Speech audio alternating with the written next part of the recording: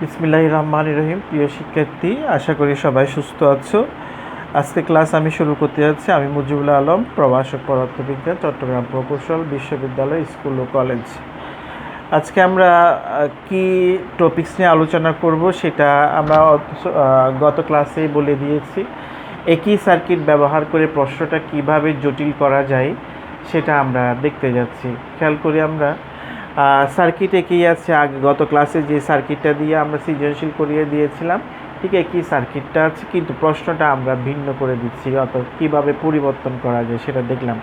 তাহলে এখানে কিছু লেখা লিখে দিলাম। একজন শিক্ষার্থী এই বর্তনীটিতে কত মিনিট প্রবাহ চালনা করেছে? 7 মিনিট প্রবাহ চালনা করেছে। পরবর্তীতে সে কী করলো? এই R2 মানের রুটটা কী করে ফেললো? সরিয়ে ফেললো, অপসারণ করে ফেললো। অপসারণ করার পর সেটাকে সে কী করলো? একটা পরিবাহী তার দ্বারা এই জায়গাটা যুক্ত করে দিল। যুক্ত করে দেওয়ার পর আবার সে কী করলো? ওই বর্তনীতে কত মিনিট ধরে প্রবাহ চালনা করেছে? 7 মিনিট ধরে প্রবাহ চালনা করেছে। এটাই ছিল আমাদের উদ্দীপকের মূল কথা। ক্লিয়ার হয়েছে? আবার শুনে নিই আমরা। একজন শিক্ষার্থী কী করলো? এই বর্তনীটাতে প্রথমে কয় মিনিট প্রবাহ চালনা করলো? 7 মিনিট প্রবাহ চালনা করলো। পরবর্তীতে সে কী করলো? R2 মানের রুটটা সরিয়ে দিয়ে সেখানে একটি পরিবাহী তার দ্বারা যুক্ত করলো। যুক্ত করার পর সে কী করলো? আবার কী করলো? বর্তনীটাতে তখন 7 মিনিট ধরে প্রবাহ চালনা করলো। এটা ছিল আমাদের উদ্দীপক। ক্লিয়ার হয়েছে? এবার আমাদের ক নাম্বার প্রশ্নটা কি? অতি পরিবাহিতা কাকে বলে? সেটা আমাদের জানা আছে, আমরা চ্যাপ্টারের শুরুতেই বলে দিয়েছি। এগুলো ভালোভাবে পড়ে ফেলবা। তাহলে খ নাম্বার প্রশ্ন হচ্ছে, কোনো পরিবাহীর পরিবাহিতা 0.2 সিমেন্স বলতে কি বুঝো?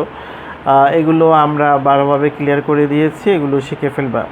গ নাম্বার প্রশ্ন হচ্ছে, R3 রোধের মধ্য দিয়ে, R3 রোধ কোনটা? এই R3 রোধের মধ্য দিয়ে প্রবাহিত প্রবাহ মাত্রা, অর্থাৎ R3 রোধের মধ্য দিয়ে কি পরিমাণ প্রবাহ প্রবাহিত হচ্ছে সেটা আমাদের নির্ণয় করতে বলছে। কত নাম্বারে? গ নাম্বারে। ক্লিয়ার হয়েছে? এবার ঘ নাম্বারে কি বলেছে দেখে আমাদের। R2 রোধ অপসারণের পূর্বেও পরে। এই যে R2 রোধটা অপসারণের পূর্বেও পরে, R5 রোধে উৎপন্ন তাপের পরিমাণ একই হবে কি না? প্রশ্নটার মানে হচ্ছে, যখন আমরা R2 রোধটা অপসারণ করি নাই, তখন এখানে কত মিনিট ধরে প্রবাহ চালনা করা হয়েছে? 7 মিনিট ধরে প্রবাহ চালনা করা হয়েছে। এই 7 মিনিট ধরে প্রবাহ চালনা করলে এখানে কি উৎপন্ন হবে? কিছু তাপ উৎপন্ন হবে, সেটা আমাদের ক্যালকুলেট করে বের করতে হবে। ক্লিয়ার হয়েছে? এটা কখন? R2 রোধ অপসারণের পূর্বে। তারপর আমরা পরবর্তী কী করব? R2 রোধ অপসারণের পর আবার কত মিনিট ধরে প্রবাহ চালনা করা হয়েছে? 7 মিনিট ধরে প্রবাহ চালনা করা হয়েছে। তখন R5 রোধে কী পরিমাণ তাপ উৎপন্ন হয়েছে সেটাও আমরা ক্যালকুলেট করব। দুইটা মান বের হবে, অর্থাৎ একটা R2 রোধ অপসারণের পূর্বে উৎপন্ন তাপের একটা মান বের হবে, R2 রোধ অপসারণের পরে উৎপন্ন তাপের পরিমাণ আরেকটা বের হবে। কোন রোধে? R5 রোধে। এই দুইটা মান একই হবে কিনা সেটা আমরা দেখে যাচাই করে নিতে পারবো। ক্লিয়ার হয়েছে? তাহলে আমরা প্রশ্নটা বুঝিয়ে দিলাম। এবার যাচ্ছি আমরা সলিউশন করার জন্য। প্রথমে আমরা গ নাম্বার প্রশ্নের সলিউশন, অর্থাৎ প্রয়োগের প্রশ্নের সলিউশনটা আমরা করে দিতে যাচ্ছি। একটু বোঝার দরকার আছে, অর্থাৎ প্রশ্নগুলো একটু ভালোভাবে দেখলেই অনেকগুলো প্রশ্ন আইডিয়া তোমাদের চলে আসবে। তো সেই হিসাবে আমরা শুরু করতে যাচ্ছি গ নাম্বার প্রশ্নের আনসার। তাহলে আমরা শুরু করতে যাচ্ছি। ঘ নাম্বার প্রশ্নের আনসারটা কীভাবে করতে হয় সেটা আমরা দেখে নিচ্ছি। আশা করি আমরা খেয়াল করবো। এখানে প্রথমে আমরা গত ক্লাসে যেভাবে করিয়েছি ওইভাবে প্রথমে আমাদের কি এখানে R3 এবং R4টা কীভাবে আছে, আমাদের শ্রেণী সমবায় আছে। শ্রেণী সমবায়ের তুল্য রোধ যদি RS1 হয়, RS1 সমান কত বের করে ফেললাম আমরা? R3 plus R4 equal to কত? 30 ওহম চলে আসলো। তারপর আমাদের দেখা যাচ্ছে এই দুইটা মিলে কি হয়ে গেছে? RS1 হয়ে গেছে। আমরা দেখতে পেলাম এই জায়গাটা মিলে কি হয়ে গেছে? RS1। এই RS1 এবং R5টা কিভাবে আছে? আমাদের সমান্তরালে আছে। সমান্তরাল সমবায়ের তুল্য রোধ যদি RP হয়, তাহলে 1/RP সমান আমাদের জানা আছে, ক্যালকুলেশন করে আমরা বের করে ফেললাম কত? 12 বের করে ফেললাম। ক্লিয়ার হয়েছে? এবার দেখা যাচ্ছে অর্থাৎ এখন এই পুরা রুটটা মিলে কি হয়ে গেছে, আরপি হয়ে গেছে। এবার আরপি, R1 এবং R2টা কীভাবে যুক্ত আছে, আমাদের শ্রেণীতে যুক্ত আছে। শ্রেণীতে যুক্ত থাকলে আমরা শ্রেণী সমবায়ী সূত্রটা বসিয়ে কত পেয়ে গেলাম, 32 পেয়ে গেলাম। এবার বর্তনীর মূল প্রবাহ যদি আয় হয়, I = কি জানি আমরা, E/RS মানটা বের করে ফেললাম। আমি এখানে খুব একটু তাড়াহুড়া করলাম, কি জন্য, এটা গত ক্লাসে আমরা ভালোভাবে বুঝিয়ে দিয়েছি। আমাদের যেটা গত ক্লাসে ছিল না সেটার জায়গার মধ্যে যাচ্ছি, সেই জায়গাটাতে আমরা টাচ করতে যাচ্ছি, খেয়াল করব। আমাদের টার্গেট হচ্ছে এখন R3-র মধ্য দিয়ে প্রবাহিত প্রবাহ মাত্রাটা বের করব। সেটা এই R3 রুটটা কোথায় আছে, আমাদের এই যে সমান্তরাল সমবায়ী যুক্ত রুট যেটা আছে আরপি এর মধ্যে R3টা আছে।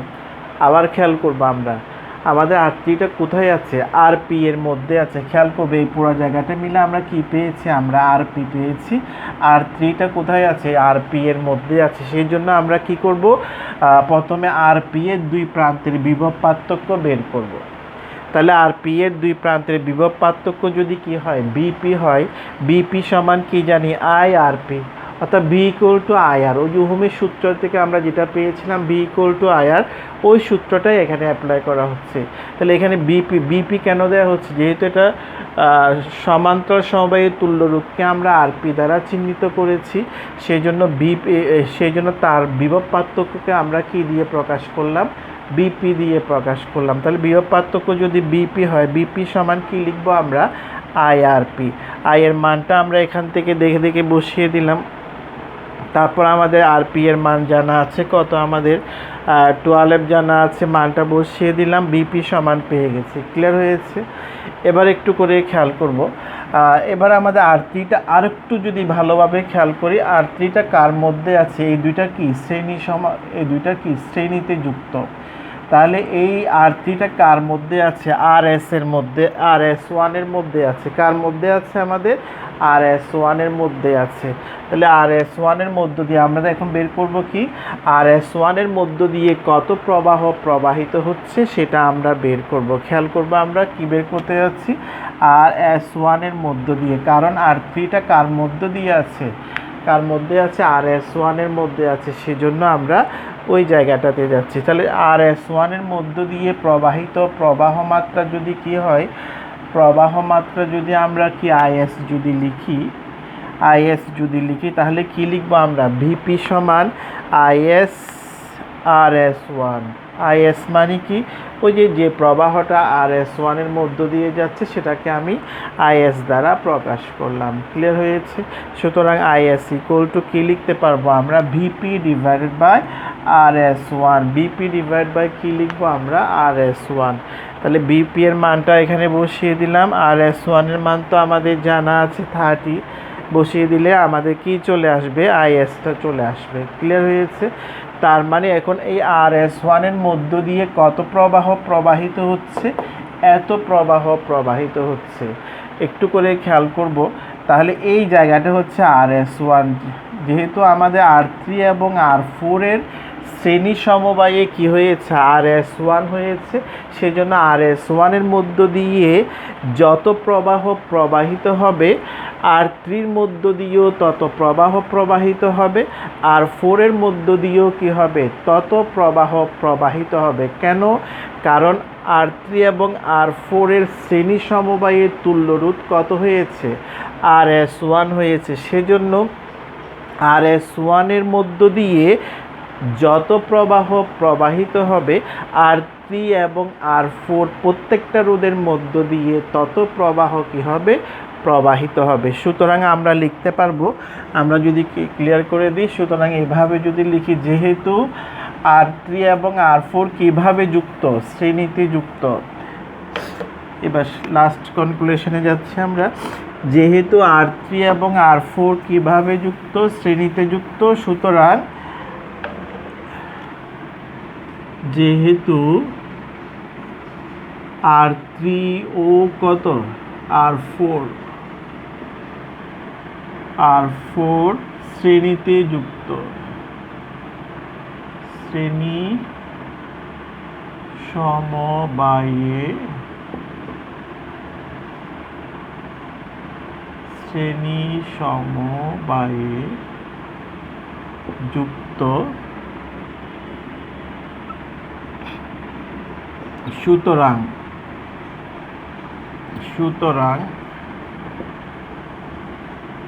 R3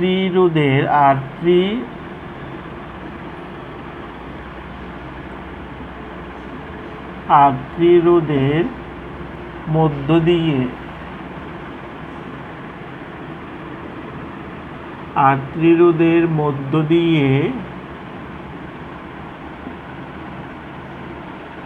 প্রবাহিত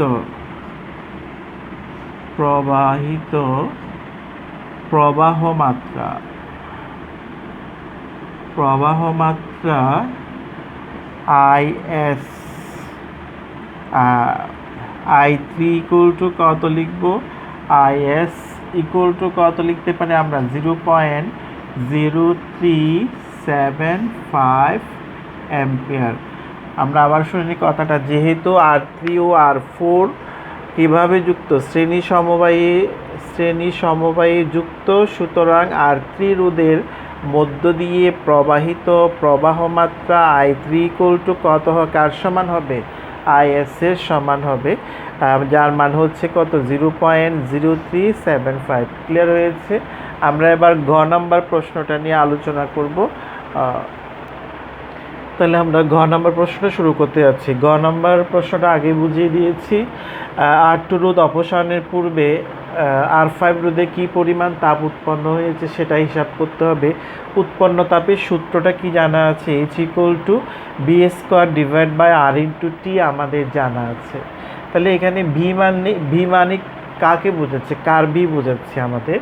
এখানে ভি মানে বোঝানো হচ্ছে R5 রোধের দুই প্রান্তের বিভব পার্থক্যটাকেই বোঝানো হচ্ছে। তার মানে কি আমাদেরকে উৎপন্ন তাপ যদি হিসাব করতে চাই, R5 রোধের দুই প্রান্তের বিভব পার্থক্যটা নির্ণয় করতে হবে।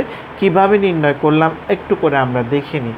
তাহলে আমরা R2 রোধ অপসারণের পূর্বে RP রোধের দুই প্রান্ত, RP মানে কি? কারণ R5টা কোথায় আছে? RP এর মধ্যে আছে, সেই জন্য আমাদের RP এর দুই প্রান্তের বিভব পার্থক্যটা বের করতে হবে। তাহলে RP রোধের দুই প্রান্তের বিভব পার্থক্য VP সমান কি জানা আছে? 1.125 ভোল্ট। এটা আমরা কোথায় পেয়েছি? আমরা গ নাম্বার প্রশ্নেই পেয়েছি। ক্লিয়ার হয়েছে? এবার যেহেতু ওই যে কথাটা বলে দিয়েছে আমরা, যেহেতু R5 রোধটি আমাদের এখানে কিভাবে যুক্ত আছে? সমান্তরালে যুক্ত আছে, সেজন্য R5 রোধের দুই প্রান্তের বিভব পার্থক্য B5টা কার সমান হবে? BP এর সমান হবে। অর্থাৎ এখানে RP এর দুই প্রান্তের বিভব পার্থক্য যত হবে, R5 এর দুই প্রান্তের বিভব পার্থক্যটা তত হবে। কেন? কারণ R5টা ওখানে কিভাবে যুক্ত আছে? সমান্তরালে যুক্ত আছে, সে কারণে আমাদের বিভব পার্থক্য একই হবে। তাহলে আমরা B5টা পেয়ে গেছি। তাহলে R5 রোধে উৎপন্ন তাপ H যদি হয়, H ইকুয়াল টু কি জানি আমরা? B5² / R5 × T। B5 এর মানটা আমরা এখানে পেয়ে গেছি। R5 এর মান কত দেওয়া আছে? 20 ওহম। 20 ওহম দেওয়া আছে, আমরা বসিয়ে দিলাম। এখানে সেকেন্ড হবে। মানটা যদি বসিয়ে দিয়ে আমরা উৎপন্ন তাপ কত পেয়ে গেলাম? H ইকুয়াল টু 26.58 জুল আমরা পেয়ে গেলাম। ক্লিয়ার হয়েছে? একেবারে সহজ জিনিসটা বুঝে নেওয়ার চেষ্টা করবা। এবার যাচ্ছে আমরা, এটা হচ্ছে কি R2 রোধ অপসারণের পূর্বে যে উৎপন্ন তাপ হয়েছে সেটা আমরা বের করে ফেললাম। ক্যালকুলেশন আশা করি ঠিক আছে। তারপর তোমরা ক্যালকুলেটরের মানগুলো বসিয়ে দেখবা। এবার আমরা কি করলাম? R2 রোধটা অপসারণ করলাম। এই R2 রোধটা যদি অপসারণ করে ফেলি, তাহলে আমাদের বর্তনীটা কী রকম হয়ে যাবে? এই রকম হয়ে যাবে। যদি এরকম হয়ে যায়, তাহলে এখানে কি দেখা যাচ্ছে? R3 এবং R4টা কিভাবে যুক্ত? আমাদের শ্রেণী সমবায়ে যুক্ত বলে R3 ও R4 রোধের শ্রেণী সমবায়ে তুল্য রোধ RS1 ইকুয়াল টু কত জানা আছে? আমাদের 30 ওহম জানা আছে, যেটা আমরা গ থেকে পেয়েছি। ক্লিয়ার হলো? এবার আমাদের এই যে RS1 এবং R5টা কিভাবে যুক্ত? আমাদের সমান্তরালে যুক্ত বলে এই সমান্তরাল সমবায়ে তুল্য রোধ RP সমান কত? আমরা 12 পেয়ে গেলাম, যেটাও আমরা গ থেকে পেয়ে গেলাম। ক্লিয়ার হয়েছে? এবার এই পুরোটা মিলে এখন কি হয়ে গেছে, আরপি হয়ে গেছে। আরপি এবং আর1টা কীভাবে যুক্ত, আমাদের শ্রেণী সমবায়ে যুক্ত বলে আর1 এবং আরপি এর শ্রেণী সমবায়ে তুল্য রোধ আর এস প্রাইম ইকুয়াল টু কত লিখলাম আমরা, আর1 প্লাস আরপি, মানগুলো আমরা বসিয়ে দিলাম। ক্লিয়ার হয়েছে? অর্থাৎ আমরা তুল্য রোধ পর্যন্ত বের করলাম। এর পরের অংশে আমরা যাচ্ছি, খেয়াল করব আমরা। তাহলে আমরা দেখি, আমরা এখানে যেটা দেখিয়েছিলাম তুল্য রোধ কত পেয়েছি আমরা, 22 ওহম আমরা পেয়ে গেছি। এবার বর্তনীর মূল প্রবাহ যদি আই প্রাইম হয়, আই প্রাইম ইকুয়াল টু কত লিখতে পারি আমরা, E divided by R S prime. ওই যে আর এস প্রাইম যেটা পেলাম সেটা বসিয়ে দিলাম। বর্তনীর মূল প্রবাহ আমরা কত পেয়ে গেলাম, 0.136 অ্যাম্পিয়ার আমরা পেয়ে গেলাম। এবার যাচ্ছি আমরা ওই যে আরপি যে রুটটা আছে, আরপি এর দুই প্রান্তের বিভব পার্থক্য আমরা বের করব। BP prime I prime RP মানটা বেড়ে, আরপি এর দুই প্রান্তের বিভব পার্থক্য আমরা বের করে ফেলেছি। আমরা চিত্রটা যদি কোনটার বের করেছি একটু করে দেখিয়ে দিচ্ছি। আমরা মুছে ফেললাম, তো এখানে খেয়াল করব আমরা কার দুই প্রান্তের বিভব পার্থক্য আমরা বের করলাম। এই যে আর3 এবং আর4, এটা কি আর5, এটা হচ্ছে আর1। আমরা এই জায়গাটা, এটার দুই প্রান্তের বিভব পার্থক্য, এই দুইটা মিলে কি হয়েছিল, আমাদের আরপি হয়েছিল। এই আরপি এর দুই প্রান্তের বিভব পার্থক্য আমরা এখন কি বের করলাম, বিপি প্রাইম বের করলাম। এখন আমরা বিপি প্রাইম কেন হয়ে গেল, কারণ হচ্ছে ওই যে আর2 রোধটা সরিয়ে ফেলার কারণে আমাদের মূল প্রবাহটা কি হয়ে গেছে, পরিবর্তন হয়ে গেছে। সেই জন্য আরপি এর দুই প্রান্তের বিভব পার্থক্যটাও কি হয়ে যাবে, আমাদের পরিবর্তন হয়ে যাবে। ক্লিয়ার হয়েছে আমাদের? তাহলে আমরা এই মানগুলো বসিয়ে দিলাম। বিপি প্রাইম যদি যুক্ত করি, তাহলে এখন আমরা দেখা যাচ্ছে বিপি প্রাইম ইকুয়াল টু এত ভোল্ট পেয়ে গেলাম।